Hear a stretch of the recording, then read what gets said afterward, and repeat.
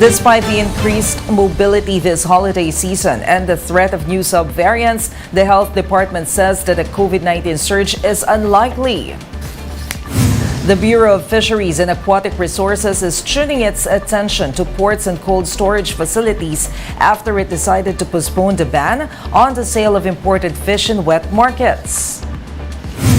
And only a third of Filipinos believe that their life got better in the last year, according to a survey by the social weather stations.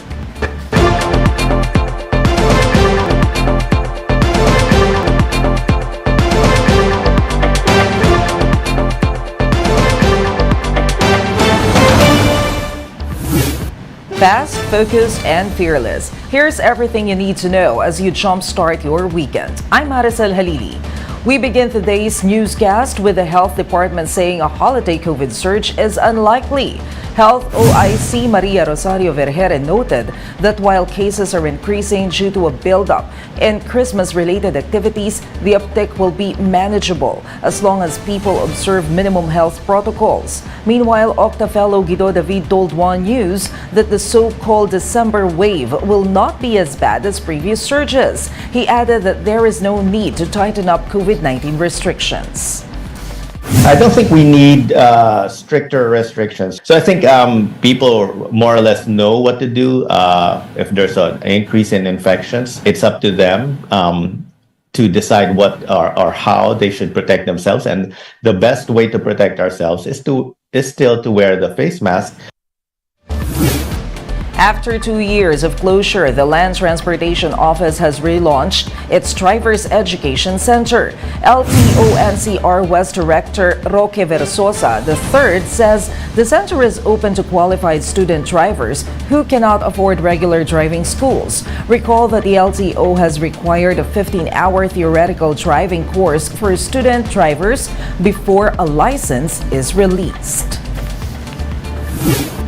A recent SWS survey shows that only 30% of Filipinos believe that their quality of life got better from a year ago. About a third of survey respondents said their quality of life got worse, while 41% said their quality of life remained the same. Still, the latest figures show a slight improvement from previous surveys conducted in June and April of this year. The SWS also found that 11% of Filipino families experienced involuntary hunger in the third quarter. Several groups are flagging the sale of more expensive beep cards online amid its unavailability in some train stations. Gio Robles with the story.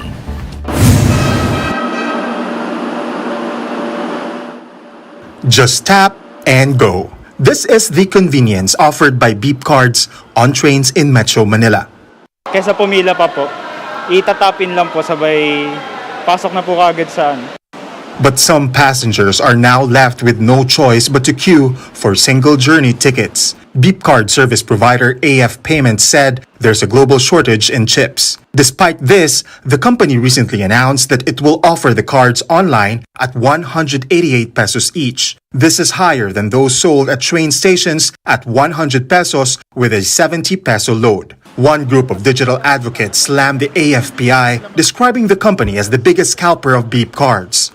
Panahon na para i-scrap na yung kontrata, yung agreement with AF Payments Incorporated. Kasi nakita natin over the past years na talagang napakaraming consumers, commuters ng MRT yung nahihirapan dahil sa kakulangan ng mga beep cards. The Transportation Department is now being urged to seek other payment options.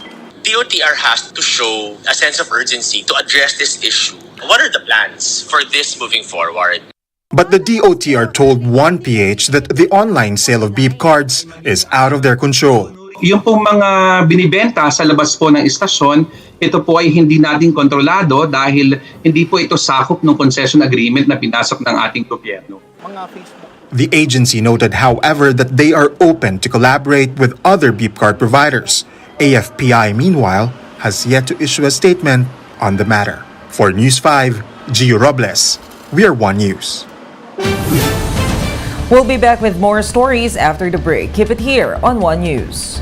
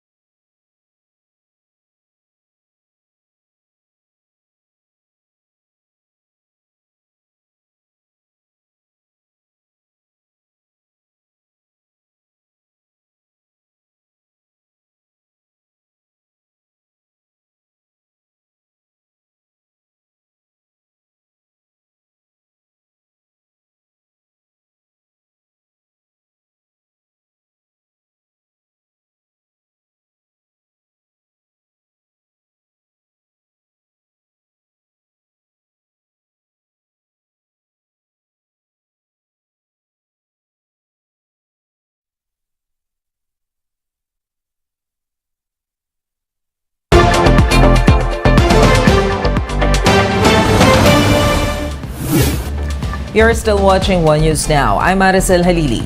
The Bureau of Fisheries vows to strengthen its campaign against illegal fish in ports and cold storage facilities after it temporarily suspended the ban on the sale of imported fish in markets. Justin Punsalang with a report. Craving for sinigang na salmon or steamed pampano? No problem, as these fish variants are still available in wet markets and supermarkets. This came after the Bureau of Fisheries and Aquatic Resources postponed the scheduled ban on December 4. Officer in charge Demosthenes Escoto said they will study if it's time to review Fisheries Administrative Order number 195. It only allows the sale of imported fish in hotels and restaurants to prevent competition with local variants. We find it necessary to review that. Pinapakinggan din ho namin yung mga stakeholders at yung mga sinasabi ng kahit na nanggaling sa kaninong panig. So we will promise you that we will be able to come up with that regulation soon. The BIFAR said it will strengthen its campaign against illegal fish in ports and cold storage facilities for now. Sellers and consumers alike welcomed the Bureau's decision. Fish vendors said selling imported frozen fish allows them to have a stable daily earning. Una, dagdag paninda. Pangalawa, pag wala masyadong huli sa dagat, meron ng pampano kaming frozen na titinda, mga frozen isda like salmon. Yung tubo namin nababawasan, di ba? Ilang items sa yung mawala, salmon, ulo, bili, 3. Tapos ilan din tubo namin yan, 300 pesos, mabawala. Malaking bagay na rin din sa amin, ma'am. For some consumers, having more choices is better. Mas mahal kasi sa grocery, mas mura ng kaunti. Tsaka, syempre, pag gusto mo ng ganong wala ka nang mabibili. At the Commonwealth Market in Quezon City, pompano is now priced at 340 pesos per kilo, while salmon is at 180 pesos per kilo. For News 5, Justine Punsalang. We are One News. In other news, one survey showed that Pinoys prefer cash as gifts this Christmas. The poll by church-run Radio Veritas showed that out of 1,200 respondents, nearly 40% said they prefer gift in cash, while a third prefer to receive gift in kind. Younger people also opt to receive gifts in kind, while older respondents preferred money.